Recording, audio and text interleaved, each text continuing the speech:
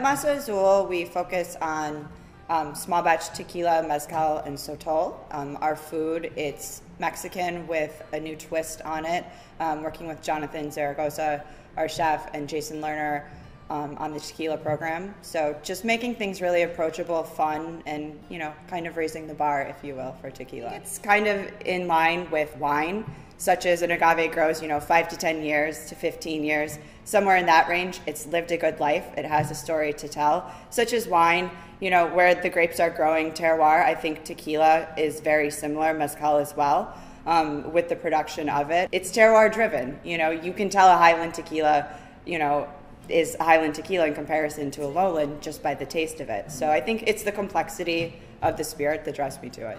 Today we're going to make the Blackberry. So first we're going to start with Meyer lemon. We're going to do a 1/2 ounce. Then we're going to add 3/4 ounce of Tart cherry from Leopold Brothers. Leopold Brothers, there's the Tart cherry and the Blackberry, and the reason why I prefer those liqueurs, they're actually agave based, so everything makes sense when you're mixing it with tequila. They're small batch, their stuff's absolutely fantastic. It tastes exactly like real fruit. It's legit. And then Anejo tequila that we put in it, I tend to go with reposado, or if I'm going to actually use an añejo, I usually go with red fruits. They seem to work, so I kind of have the repo red, so that's why I went with the darker fruits. For some reason, it really works out well.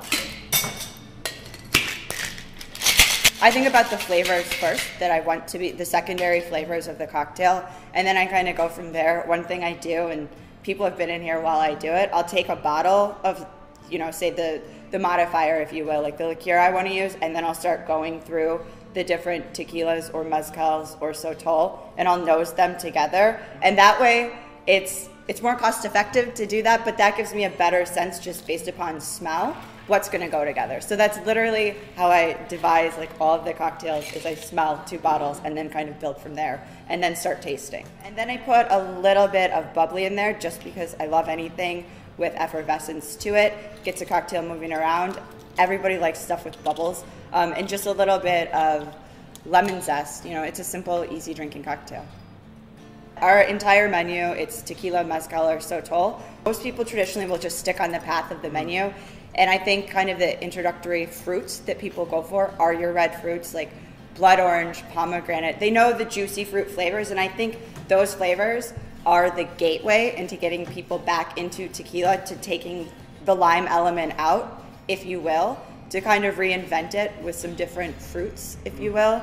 And I think that's been a huge success with the program, and keeping true to our guns, that it's just tequila, mezcal, sotol, and it's worked out. And there you have it, the Blackberry.